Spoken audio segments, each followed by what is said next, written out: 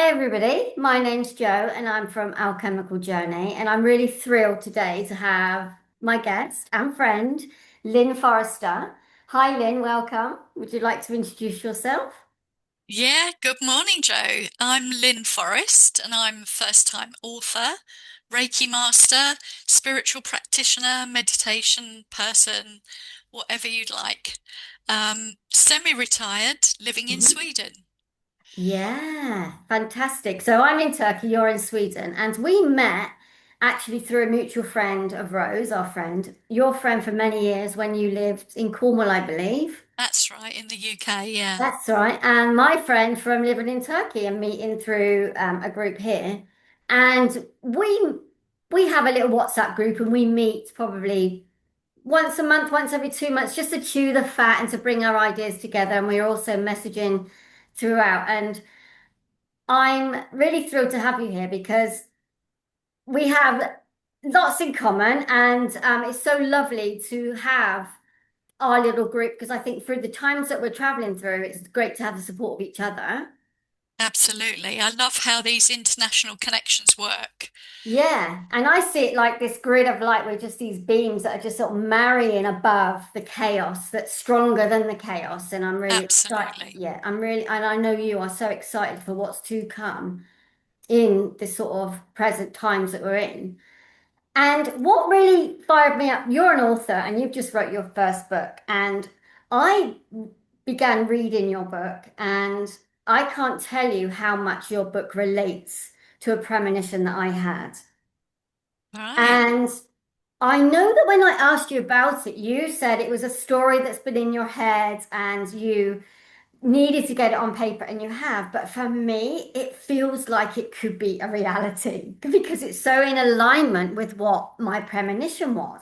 Now, I Right. don't want to like talk about the book and fill up this chat with the book because I want to do a part two on it because I think there's so much to dive into, and you have a part two coming of your book. But can you give me a little taste? Can you give our audience a little taste of what your book is about? Absolutely. Well, I'm not a published author in the past. This is my first attempt, and it took me about 3 years to start writing, finish the book, and then get it published. But it was this story in my head that Mhm. um, wanted to write itself, if you like. And I was so interested in looking at how humanity can write a different story for themselves Yeah. because we've got all these apocalyptic and dystopian stories going around. It almost talks us into disaster every time. Everything you read has got, Yeah. violence, hatred, manipulation, nastiness going on. And I don't think that is the human way. Hmm. For me, I think that at least the past 2000 years, we have talked ourselves literally into behaving like this. Yeah. And really, we're at the end of that. Wow. The old times are going Yeah. because we just cannot sustain this nastiness. No. Most of us realize that the innate humanness of ourselves is quite kind, considerate, and reasoned. Yes, we've got a history, a long prehistory even, of what seems to be violence. But I think that violence, manipulation, and greed of wanting what somebody else Mm. has been um, not forced upon us, but it's been nurtured in us because of various circumstances, and we've got really good at it as a species. Yeah. We are so hateful, Yeah. and I wanted to write something that was completely different. So I did, I started, and then it had a mind of its own. Wow. So what's the taste of it? What's it? What? Give us a little synopsis.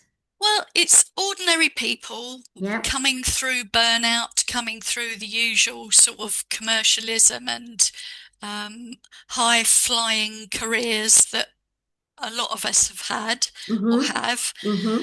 and finding that you're confronted with this completely different scenario that no one could have seen coming and nobody knows what to deal with. A bit like when we had COVID, only this time it's another species. It's a species from another planet or Wow. dimension, who knows? Yeah.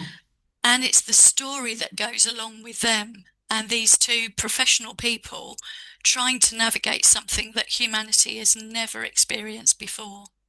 Oh wow. Oh wow. Um, oh, I don't know. I want to dive into this, but I also want to talk about the divide. Well, I'm I'm sure it not, will come up. yeah. I'd really like to hear what your premonition was and see Okay, how, yeah. So, yeah.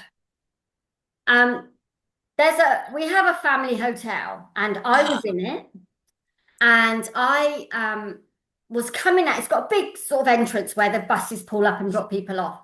So I was walking out of it, and I look up, and there's this huge UFO or spaceship or whatever people call them. And I was looking up, and it was like a cobalt blue, and it Wow. was pretty well, in my imagination there was lights around the edges of it. It was quite it but it was so vast that it took the whole of the sky that I could see. And then people were running and going crazy, freaking out like, oh my God, this is awful, like, and I'm stood there as calm as a cucumber. Sorry, I had a call there. Let me just turn my internet off. Yeah, I was stood there as calm as a cucumber and saying to people, just calm down. Where you? We got to run home. We're getting in our cars and running. I said, where are you actually going? Just stop. And I was as calm as a cucumber. And my family was there and everybody was running. And in the end, and I woke up feeling like I was experiencing something that I am going to experience in the future. Which Wow. to listeners who, well, I'm ever so sorry, but somebody keeps phoning me. Um, yeah, and it just felt so real to me. And in a bit like the COVID, when that coming, I felt like this is it. There's a change coming. I felt the same about this spaceship, this UFO. And your book, when people read it, oh my gosh, I couldn't believe the sort of similarities to what but I was the one who was, I felt like I'd been on that ship and I was also here to manage the chaos. Right. That's really interesting because I've I've never actually believed, if you believe in aliens and UFOs, I've never actually believed that they would be malevolent because I feel they must be a superior species, more advanced in so many ways if they're going to be here on Earth. Yeah, Why, if they're malevolent, wouldn't they have done something in the past? You know, they're going to keep leaving it and hiding away if they're like that? I don't think so. Personally, that's my view. yeah, And that's part of what comes over in the story. But also, I had a similar UFO experience about 30 years ago when I was yeah. driving. A very brief moment when I was driving on an A road in the UK that Mhm. I know so well at night, and all of a sudden this thing manifested above, wider than the four carriageways of the dual carriageway Yeah. and the outside perimeter. So it was massive and it was really low, and it was like it was a round disc hanging in the sky and it had lights going around it. Now, Oh, it was split second almost, 3 seconds at the most, but I saw it and I thought, did I imagine that like you do? yeah. But I looked across at the car that was driving down the outside lane and she looked at me as though to say, oh my God, what the hell's that? So I did see it and so did Yeah. she. And then we went on our journey and then it went away. Wow. So who knows? I think these things are only ever in your own personal experience. But for those of us who believe it's possible, then a story that manifests itself through you, like mine did through me. Yeah. And the book is called The Intervention. Okay. It Yes. it suggests that they're coming to help. Yeah. So that's what I think. And I think that so much is coming to light these days. Hmm. It's all mixed up with so many untruths and so many partial truths, and Yeah. you literally have to discern and pick your way through it. Yeah. But many people are telling these kinds of stories now. Yeah. Steven Spielberg has got a film coming out in June called what's it called? Excuse me, The Disclosure. Oh yeah. Oh yeah. And it's about them disclosing the fact that aliens have been working with humanity for a while. Yeah. And I find it so ironic that, I've written about it. I'm sure thousands of other people have had similar stories or have those kinds of creations coming along, and it's all telling the same story. So, That so there is interesting. nothing to fear, and that No.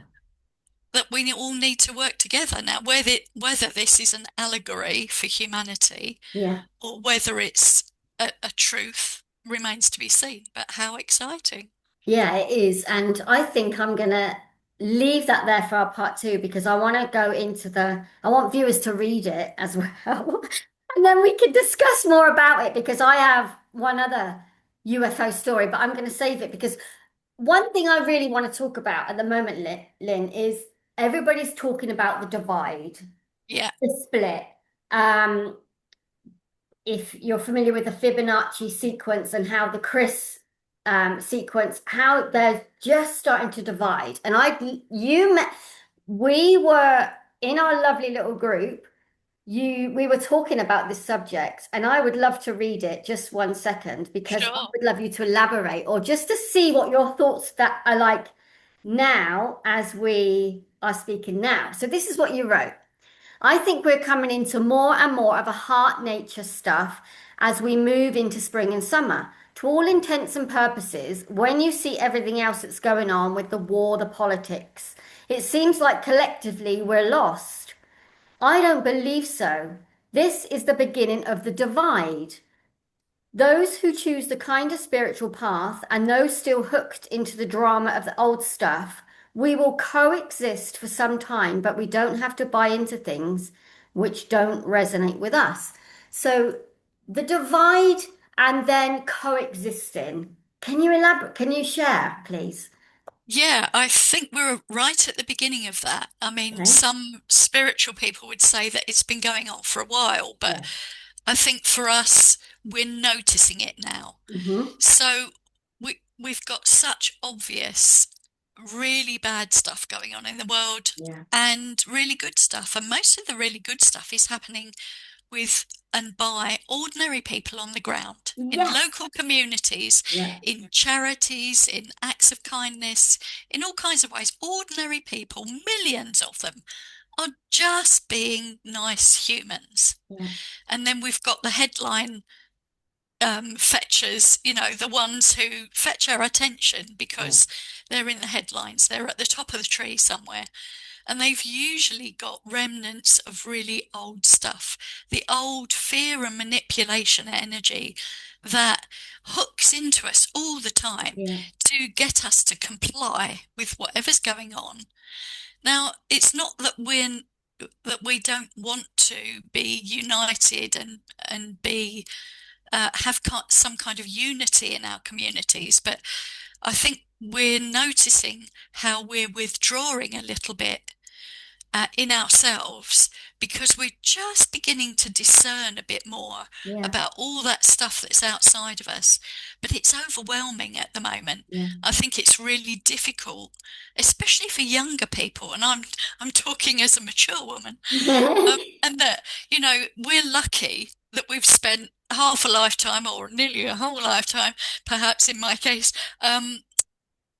learning and maturing and discerning and not giving a shit, if you like, Mm-hmm. about certain things. But 30-year-olds, even 40-year-olds, those generations are finding it really difficult to navigate this. Yeah. And so I think whilst these attitudes are bringing us into two distinct camps, those who are still willing to use the old stuff, fear and manipulation to get their way, and just navigate their lives, and those of us who don't want to do that anymore and are Hmm. really trying something different and trying to Yeah. be as reasonable as possible. We need to be there for those people who really don't know how to navigate this divide, to give them a choice. It is a personal choice Yeah. about what we decide to do, how we decide to respond in Hmm. every moment, in Yeah. every day, at every junction that we find ourselves at. It's not big dramas, it's little things. Yeah. How do you talk to the person in the shop that you're dealing with today? Yeah. What kind of attitude have you got? What's your motivation for doing something? Hmm. And every time we do something from that old paradigm, that fear and manipulation paradigm, it comes out wrong. Yeah. Yeah. When we try our best and come from a heart-centered reality, Yeah. then it begins to come out right. And we Yeah. don't know where it's going, we don't know No. how to do it, but all you have to do is be motivated from that heart-centered reality. Yeah, and that reflects back to the years and years and years have passed and how many years we've been in this life of self sovereignty, authenticity, doesn't it? I mean, there's no other Absolutely. there is no other way. No, no, There isn't. there isn't. And I, well, I've been teaching this for like 40 years, but I Yeah. don't know how to teach that anymore somehow. And I spoke to somebody recently who didn't really understand what the word authenticity meant. Okay. And I felt really sad Yeah. because I thought, okay, well, I can remember having to learn more about my authenticity, but it was always based on my values that I knew I had, I was conscious of. That's right. But is it that we're wiping that out for people? I don't know. But I suddenly thought, how on earth do I share this in a way that this person can comprehend and then employ it and embody it for themselves? Yeah. I 100% agree. That is the divide I'm in that coexisting at the moment is because I like you, I used to sort of I don't know how to approach it anymore because you either make a choice to do it or you make a choice to not do it. Yeah, And I used to, I know I've witnessed so many transformations before my very eyes, but it's just a shift in that path too, don't you feel? absolutely. I mean, Yeah, it really absolutely. feels at the moment like I'm a bit redundant. Do you know what I mean? But of course, I'm still indulging in my own space and time. And when I went to England, I had a sort of a social media break. I come off of it. I was only doing bits that I had to do. And I'm not telling you, I can't tell you, like on the train even, I met a friend and um, I took my book, but I didn't even want to read the book because I wanted to look out the window. I Yeah, didn't want to distract myself from being in that moment. And then I met with the chap that I mentioned off air, the guy yeah. I do a series with on YouTube, and the conversation was just heart. So we sat by the water and we just had real conversation, and I really felt from coming off of social media and all of the noise that I saw the beauty everywhere. I really did. And I think that's the key, so that we don't get ourselves into this overwhelm of Yeah, all this old energy, because it will keep us stuck in that maelstrom of just like an old cauldron of yeah, yuck, yeah, for want of a better expression. The only thing that will help relieve us and allow us to choose the other path is nature. yeah, So to really engage with nature, whether it's gardening your window box or yeah. literally going out in your garden and doing some gardening or tending the woodland like we do, or whatever it is, Mhm. going for walks, just being in nature and disconnecting from the Absolutely. maelstrom of old 100. energy Yeah. and allowing the new energy to just Yeah. fill you up with that loving connection that Yeah. you know you are. And Exactly.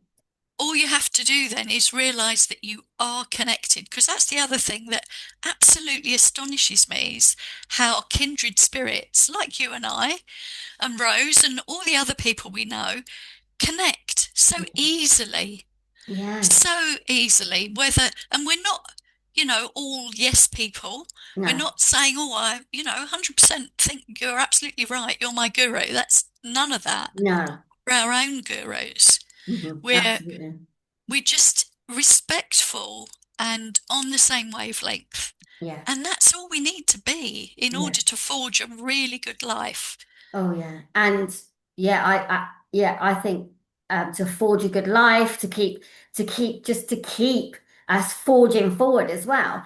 So you said that about your friend with the authenticity, and wasn't quite sure about it. How do you sort of navigate that in your from what how you used to offer to now? And are you sort of saying that you just indulge yourself more in nature and things, or is it like how do we navigate this void that we're in? Because you say that we're here to help the people who does it make sense? Like how are you navigating that? Because I'm curious because I'm navigating myself and Yeah, exactly. We're kind of doing it simultaneously, but we kind of we know we're here to help people and share. yeah, So I'm looking at the best ways to share things with people. And I think you can do that by offering things on a personal one-to-one basis. There yeah. isn't one blueprint. No, So for us, for my husband Terry and I, we fortunate enough to live in a rural place, in a rural setting, and we can invite people to stay with us well, if they want to experience that rurality. yeah, And it's not a retreat because we live in a village. We've got, the equivalent of a dual carriageway outside. We've got a supermarket across the road, yeah, but we live in a place that is literally 50k from anywhere. yeah, So we can take people into nature. They can experience nature. They can go for walks, for bike rides, things like that. yeah, Or they can come and learn Reiki, or they can come and learn meditation, yeah, or we can just have conversations like this, as we have well, done with people in Australia and yeah, whatever. But for me, the key is when somebody said, oh, I really want to do that. I really want to learn meditation. I really want to. Yes, we'll give you the techniques, but it's then up to you to practice absolutely, it. 100%. Because I realise that I've done 30 years of practice, and I'm Yeah. not saying everybody has to do 30 years of No. practice, and everybody's practice is different and it Yeah. changes Yeah. and continues to change. Yeah. But now I'm nearly 70 and I'm Wow. thinking that is what has really held me in good stead. That is what Absolutely. has made me the person I am. And that is what I can pass on to people. So if they're Absolutely. willing to practice for themselves and then, perhaps have a little bit of mentoring or whatever, Yeah. it's that personal practice that gives you personal experience to know that this stuff works. Yeah. And what's beautiful is it's coming from an elder. I mean, you're 70, nearly 70 years young, but I think that's missing. Everybody's sort of turning to Mr. Google and they're sort of doing these blueprint courses and these programs that just aren't resonating anymore. And likewise, my practice is 25 years this year because my daughter's 25. And I have a very similar thing where I invite people to come and I used to advertise, but now I don't because the seeker will find, I really believe like you, it's not a retreat because I'm in an ancient town with people. But you know what? The work that gets done here when I'm invited to offer is out of this world. And that's the people that I'm seeking now, the ones like you and I who are how could we be here without that work? I definitely wouldn't be. Never. Yeah, You know, it's been chaotic and I've done it alongside being married and raising two children. And I'm still so interested in me. Sounds, yes, people might think that's ego, but that's what I'm like. But I'm also really interested in the other. yeah, Really yeah, interested. exactly. And how, as individuals, we can. show that facet of what we've learned Yeah. to contribute to society and our communities. I mean, everybody contributes in whatever way possible. It doesn't matter what you do Hmm. or who you are, Hmm. but it's stepping out of that old paradigm of behavior Yeah. that really, really doesn't serve humanity any longer No, and is preventing people from being their full potential, absolutely. preventing people from really helping to evolve humanity Hmm. as a collective. And that's when we'll find, the peace, the um, fairness, the equality, and all those things that we constantly say we want. And we've said for 2,000 years that Yeah. we want. Hmm. Yeah. So Yeah. whatever other excitements come, it's that fundamental human nature that we need to get back to that creates decent societies and Yeah. decent communities of support. Yeah. And we've also gone into our reality at the moment is the seeker. People want to know what's going to happen in the future. There's Yeah. constant searching, researching, which is, very interesting. But I feel that again can become a bypass to actually the person who's doing the searching or the researching or the wanting to know, because this is still the avoidance. Yeah, you're absolutely right. And you said about, looking online, getting Google, AI, all that stuff, Oh, which is very useful when humans program it for boring work. yeah, But actually, it's beginning to get out of hand, and we know it's getting out of yeah, hand. Even the industry says it's getting out of hand.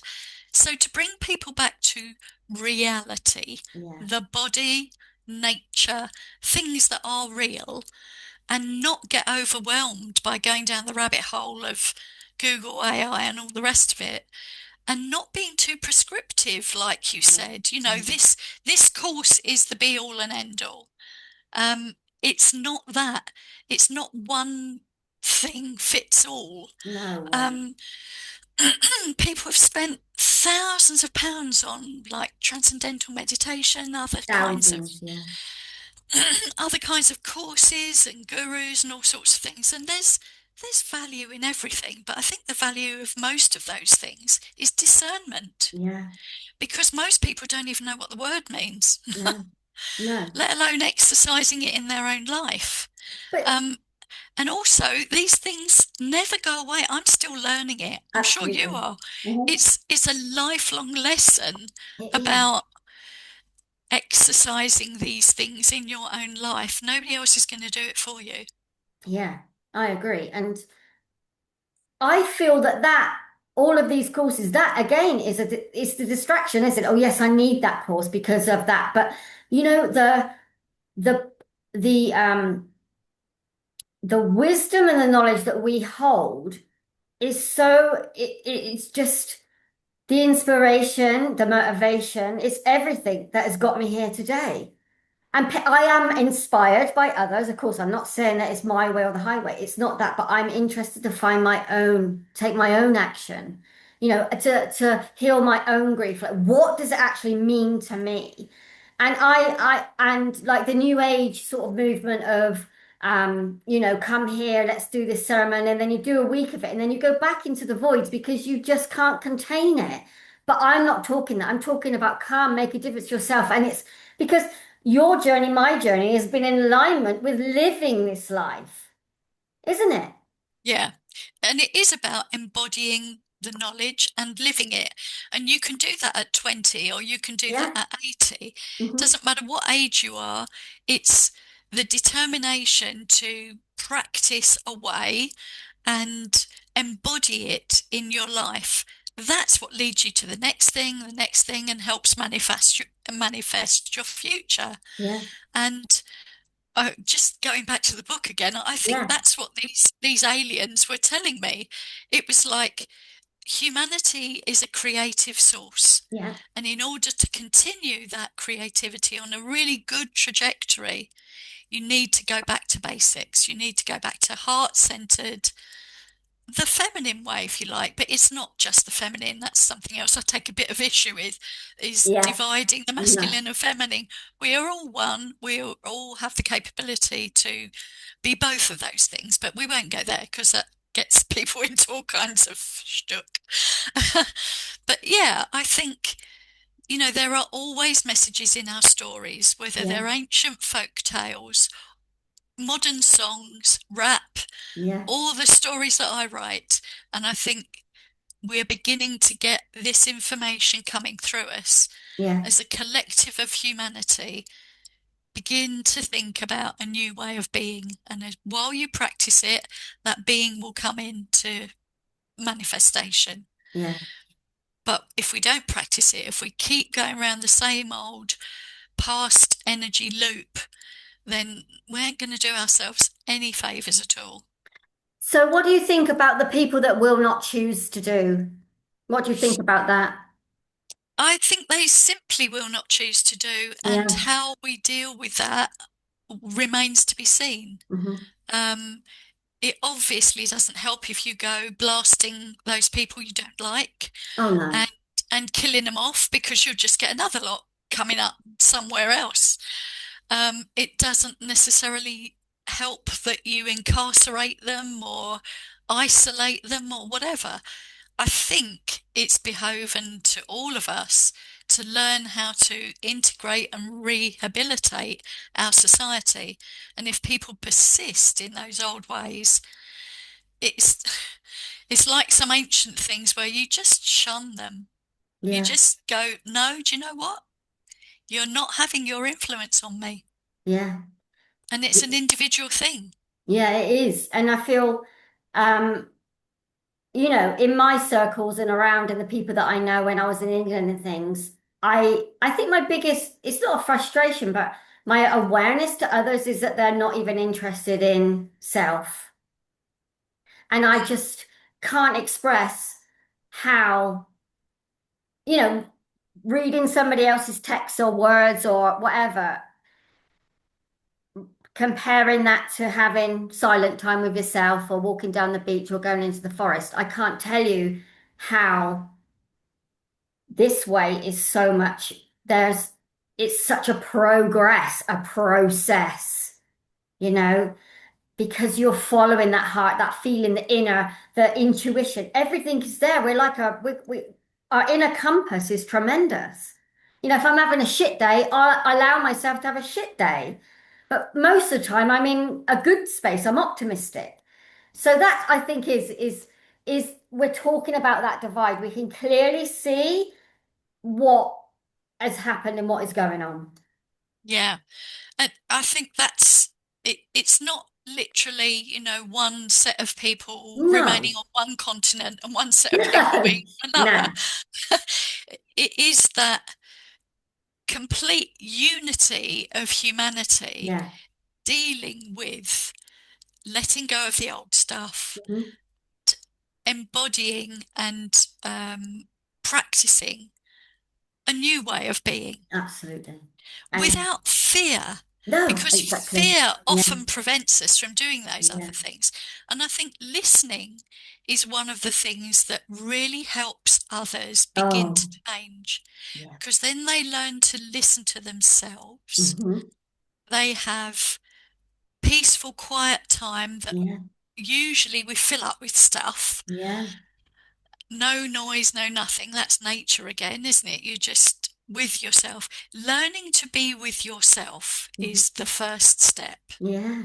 And somebody listening to you Oh, being yeah. yourself Mhm. is probably the first or second step. It's all alongside one another. Yeah. Um, so it doesn't have to start hard, No. but it just has to be a commitment to self, like you say. Yeah.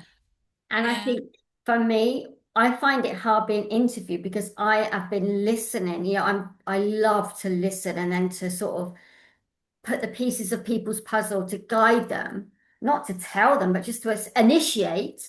So when I'm being interviewed, I'm a bit like, oh, because listening to be heard and seen is wow, yeah.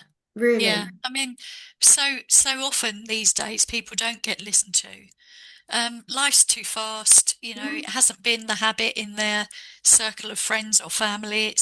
It's a very different thing to feel really listened to. listen. And to not feel like you have to live up to anybody else's expectations just to express yourself. That's when you begin to understand authenticity. Yeah. And from authenticity, then, as you said, comes sovereignty. Yeah. When you feel sovereign, you Oh, feel queen in your own life or yeah. king in your own life, Yeah. then it's like, who gives a toss, really? Yeah. You know, I'm just going to care and be careful Yeah. in my own life, and that will bring its own rewards and its own path. Yeah. I feel that. And love, I just feel um, I cannot be anything but what I offer, and it is love. I cannot see anything beyond that. That's just me. And this morning it was interesting because I pulled a tarot and it was the world, and I thought how interesting Oh, because yeah, being centered in this world is for me one of the biggest, yeah, is my integrity.